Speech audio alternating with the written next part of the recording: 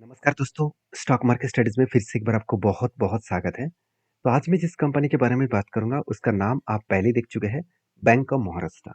देखिए bank of Maharashtra एक PSU bank है, एक सरकारी बैंक है। तो इस बैंक के ऊपर अपकमिंग टाइम्स में आपको मैंने जो थंबनेल में लिख के दिया हूँ कि अपकमिंग टाइम्स में मुझे लगता है 80% जंप देखने का चांसेस है। मतलब 80% अपकमिंग टाइम्स में एक बिग पॉजिटिव जंप देखने का चांसेस है। तो इस तरीके से बात मैं क्यों कहा और क्यों मैं 80% तक इस कंपनी को होल्ड करने वाला हूँ। तो आज इस वीडियो के अंदर मैं सब कुछ डिस्कशन करूँगा। तो इस वीडियो को पूरा लास्ट तक देखिएगा और अभी तक आपने चैनल को सब्सक्राइब नहीं किया तो ज़रूर कर लीजिएगा। तो चलो देख लेते हैं इस कंपनी के डिटेल्स के बारे में। सबसे पहले कंपनीज़ के जो पॉइंट्स मैं आपके साथ शेयर करूँगा इस कंपनी का ऑल ओवर इंडिया में प्रेजेंस। देखिए अगर प्रेजेंस के बारे में बात करें तो सबसे ज़्यादा जो इस कंपनी का ब्रांच आपको देखने को मिलेगा वो महाराष्ट्र में, क्योंकि बैंक का नाम ही बैंक ऑफ महाराष्ट्र है। तो महाराष्ट्र बेसिस बैंक है तो करीबन 1149 ऑलमोस्ट 1150 भी आप बोल सकते हैं 1149 के आसपास टोटल ब्रांचेस है महाराष्ट्र में। बाकी देखिए गुजरात में भी 103 है, बाकी मध्य प्रदेश में है, यूपी में है और भी बाकी सारे स्टेट में आपको देखने को मिल जाएगा। तो उसके साथ-साथ मतलब अंडमान निकोबार जो आइसलैंड है, उसके ऊपर भी आपको देखने को मिल जाएगा। तो ओवरऑल ऑल ओवर इंडिया में इसका ब्रांचेस देखने को मिलेगा। तो टोटल जो ब्रांचेस का साइज़ है, वो कहाँ पे ज़्यादा है, कितना ज़्यादा है, आपको यहाँ पे देखने को मिलेगा। देखिए मतलब ये जो बैंक्स है, ये बैंक सबसे ज़्यादा आपको semi urban and rural area में आपको देखने को मिलेगा।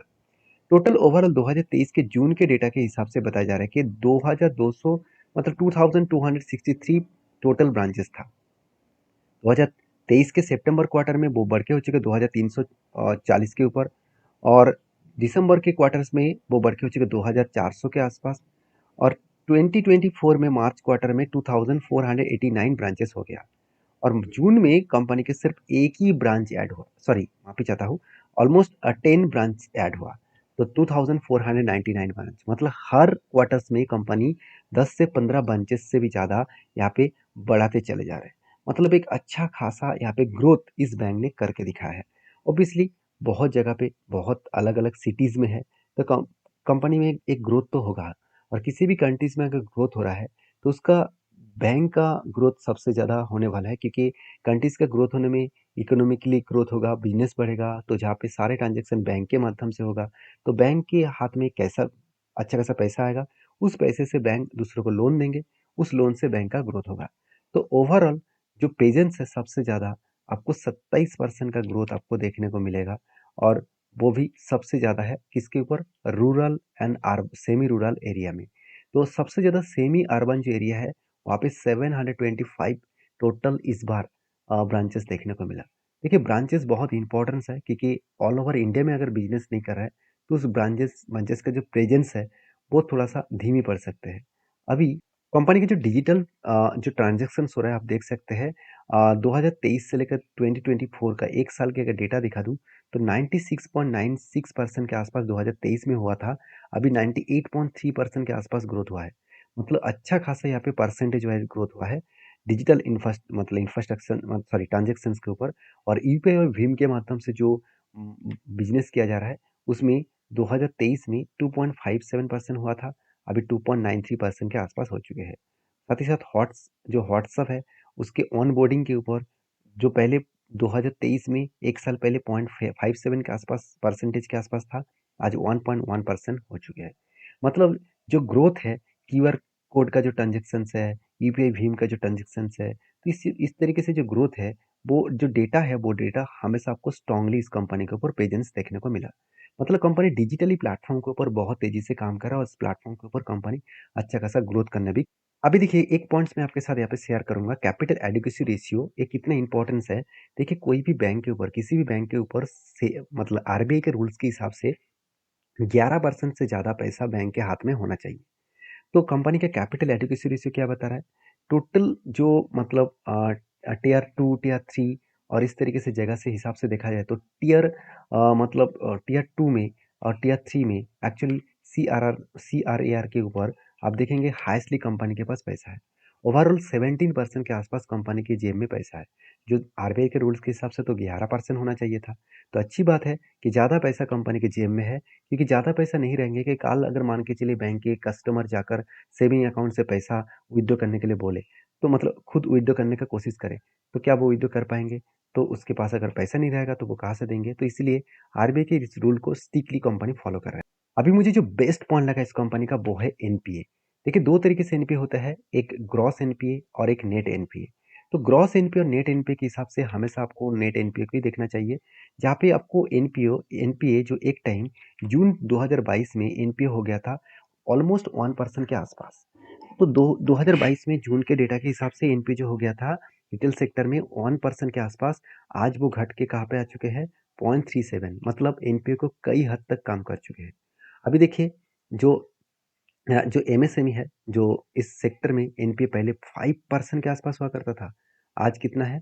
2.42%, मतलब यहाँ पे भी कम हुआ, क्योंकि देखिए एमएसएमई के ऊपर सबसे ज़्यादा लोन डिफ़ॉल्ट हो जाता है और वहाँ पे एनपीए बहुत ज़्यादा मतलब प्रेशराइज़ होता हुआ देखने को मिलता है।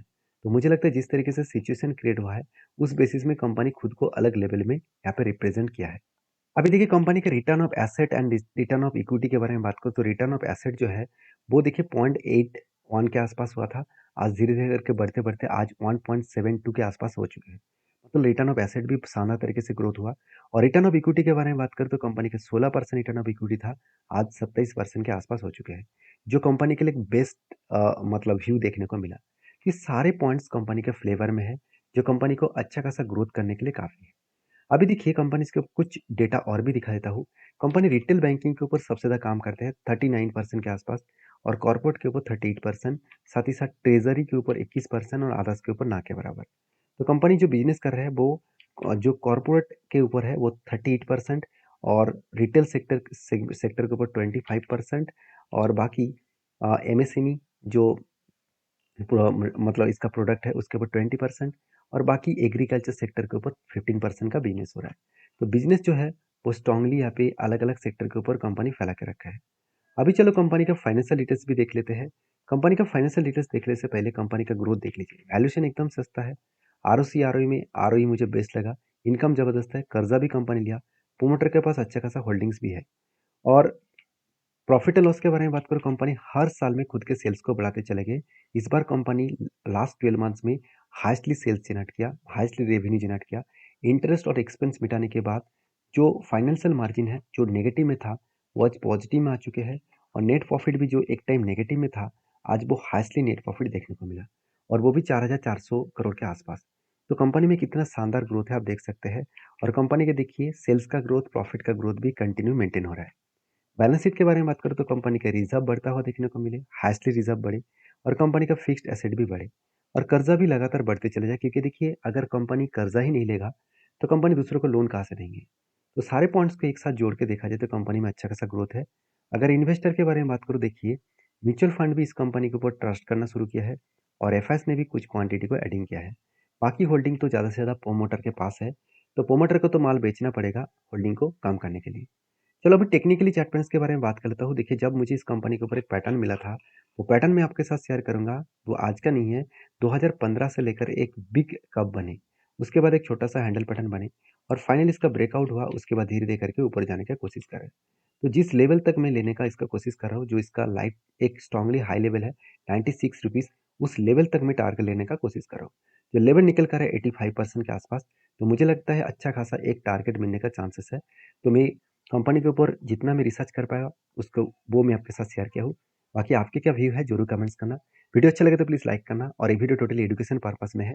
कोई भी मेरे तरफ से बाय एंड सेल का रिकमेंडेशन नहीं है। मिलते हैं नेक्स्ट वीडियो में, तब तक के लिए धन्यवाद।